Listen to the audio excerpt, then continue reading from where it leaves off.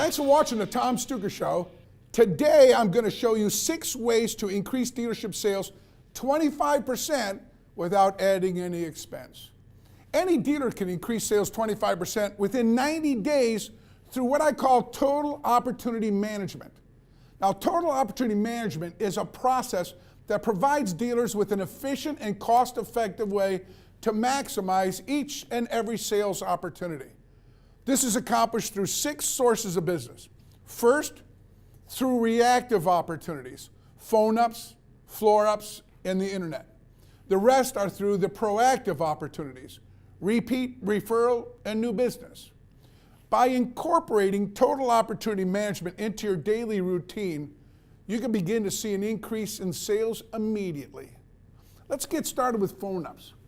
Any dealership can dramatically sell more phone ups by A, training the skills on how to master the phone up, B, by managing all phone ups within 15 minutes of the call, and C, properly managing the lead distribution. Every dealership should have a minimum standard performance that they hold salespeople and BDC reps accountable to. This guarantees the dealership's success in handling phone ups and guarantees that increase. If the worst person taking phone ups sells and delivers a minimum of 12.5% of all leads, the store is going to be at a minimum of mid to upper teens. Now, if your dealership minimum is 15% rather than 12.5%, the dealership would probably be selling approximately in the 20% range or higher. Let me give you an example. If the minimum average is 15% delivery ratio, then on the 10th of the month, you call a timeout. If Michael took 20 phone ups and did not sell a minimum of 3, you temporarily suspend him from taking phone ups until the minimum of 3 sales have been met. A manager has to review the result of the phone ups within 15 minutes of that call. If no appointment was made, then the manager calls the customer back, or the manager loads the lips of the salesperson or BDC rep and listens to that call back to the customer. When you set a solid appointment with a customer within 15 minutes of that first ring, less than 10% of the customers will shop other dealerships. When it comes to phone ups, you either dominate the market or you're dominated by it. Outside of already having a very solid sales process, which includes 100% management TO, the easiest way to guarantee your dealership a higher closing ratio from floor traffic is obvious. Go to a managed floor. Yes, a rotation. I know many of you, most of you, are still sold on an open floor, but it's time to start rethinking your position. When it comes to a managed floor, I'm basically talking about an up system, right? With an open floor, salespeople run the floor. With a managed floor, managers run the floor. Which of the two do you think puts you in the best position to sell more cars? Rotation should be based strictly on closing ratios, not first in, first up. Rotation should start off fresh every Monday and every Saturday and updated every 7 days. The higher percentage that you sell and deliver, the more ups you get. The less percentage, the less ups.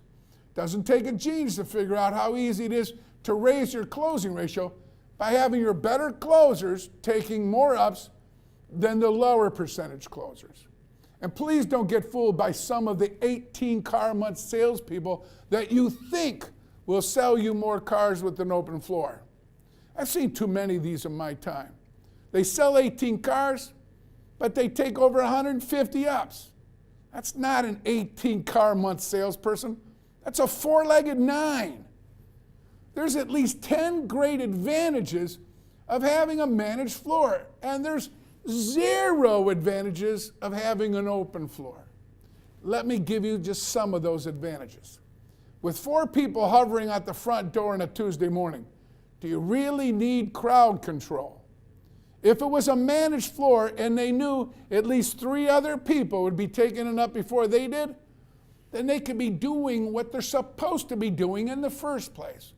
They could be calling their unsold opportunities, along with working their daily plan in their CRM. This is one of the biggest reasons why 95% of all CRMs are greatly underutilized, the open floor. Next example, the easiest way to dramatically improve sales without spending any money is to install a proactive culture within the dealership. I'm talking about a culture where we all learn how to sell cars instead of waiting around for people to come in and buy them. Now, I'll be talking more about this as I discuss proactive opportunities. With an open floor, you have zero chance to create a proactive dealership culture. With a managed floor, you have 100% chance. Lastly, an open floor creates an insecure paranoia amongst salespeople that if you're not out in the front door waiting for the next step, you're not going to go and sell anybody today. Today's sales staffs are underworked, underutilized, and undermanaged. When it comes to the internet, there is more to it than the response time. Are you getting them off the screen and on the phone? Are you getting them off the phone and in the store? Are you re-engaging them every follow-up call, every email or text? Or are you just leaving bland messages that have no call to action?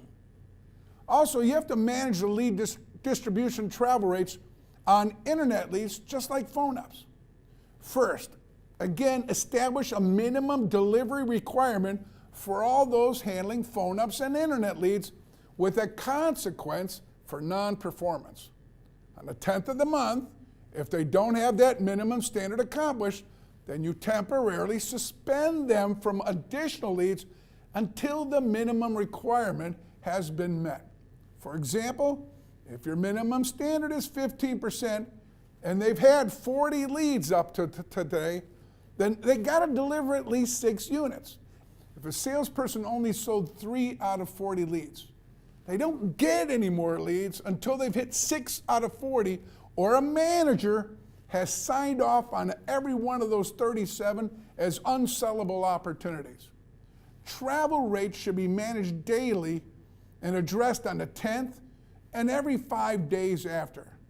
On the 15th, everyone in the department should be at least 15% or higher, depending on how well your internet department starts. Now, it's better to start off lower and raise that number than start off with too high of one, whether it's phone ups, selling more floor traffic, or selling more internet leads. It'll always come down to 4 things: what you train them, how you train them, how you manage them daily, and here's the kicker, how you hold salespeople accountable to a standard performance that comes with a consequence. So, we've already covered phone ups, floor traffic, internet. Let's focus on proactive opportunities: repeats, referrals, and new business. First and foremost, as a management team, the day you make owner follow-up and prospecting a job responsibility rather than an encouraged activity is the day you set sail for your 25% increase. The day your management team decides to become primarily proactive as a dealership, not just reactive, is the day your staff comes to work to sell cars rather than wait around for people to buy them. Your 25% guaranteed increase is only a few simple management decisions away. First decision is your commitment to build repeat sales. Now, repeat sales defined as a sale generated from any of the households from your customer database. For example, if Bill Smith buys a car and a salesperson gets his daughter to come in, that's a repeat sale. Here, let's do the math. If a salesperson has 600 households in their database, and so many have so much more, but those 600 households typically represent about 1,200 vehicles. The average turnaround for those 1,200 vehicles, new and used, is about 4 years. Now, that salesperson with the 1,200 vehicles they're managing, they have approximately 300 sales, not prospects, sales coming out of their CRM a year. Some years will be a little over 300, some a little less. Some months will be a little more than 25, some less. The point is that these are 300 sales a year that you have the best chance to sell than anybody. Sales, not prospects, a year. Your dealership has a better chance of selling these households than any other dealership in the world. Is there anybody better to talk to today than the people that drive your product, live in your area, and were happy at one time at your dealership, or they wouldn't have made that buying decision to do business with you? Keep in touch with them. Manage those household opportunities. Service them the way all customers deserve. Prospect the household and effectively ask for referrals. Who do you know? Out of the 25 sales you average every month, these are sales you couldn't stop if you wanted to. But if you're effectively following up your customers, and with that I mean quality conversations. Every call that you complete, you'll know how many drivers, how many vehicles, who's next, for what. Then how many of the 25 should a salesperson deliver? So I'm thinking no less than 6 to 8. I think that's reasonable. For Pete's sake, that's only 24 to 32% of the best prospects you own. Heck, what if you only sold 6 of them instead of the 8? A minimum of 6 repeat sales are guaranteed to the salesperson who does 40 quality conversations a week. It's impossible to fail if you do this. You could be the weakest closer, but if you got managers that would love to hear 3 times a day, I have someone that wants this, I got a guy that wants this woman wants that. Your next decision is how vital these sales are to your growth. By definition, a referral is somebody that comes in specifically asking for someone else by name. Not somebody says, a friend of mine said to come in and see you guys. If a person does 40 quality conversations a week, that means they've asked a minimum of 40 people for a referral. And we're not even counting the delivery prospecting form, which nets the average salesperson 2 or 3 extra referral sales a month, or the non-solicited referral that comes in asking for them. An average salesperson on a bad week will get at least 1 good referral per every 8 quality conversations you have. A good salesperson would average at least 1 good referral per every 4 quality conversations. Now that's taking into consideration that many customers give multiple referrals.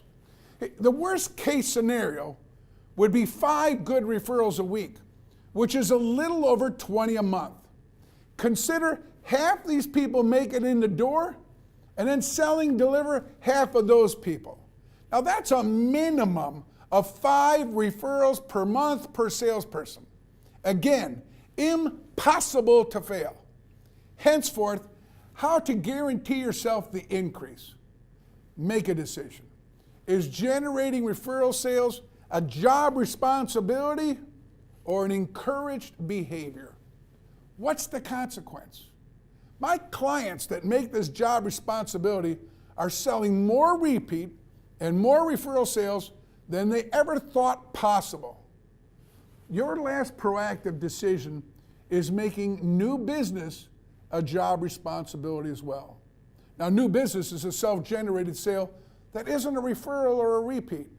Examples includes the person that cuts your hair, the wait staff at a restaurant, dry cleaner, dentist, neighbor, someone on the service drive that bought at a different dealership, and so on. The opportunities are endless, especially the people that you spend your money with. That money you spend with them is making their car payment. So I challenge you, if you're buying their car, shouldn't you at least know what you're paying for? Anybody that's familiar with our social prospecting techniques should know how easy it is to sell any individual, any place, any time. Why couldn't your entire team at the dealership sell at least 1 person a month from social prospecting? It should be a responsibility.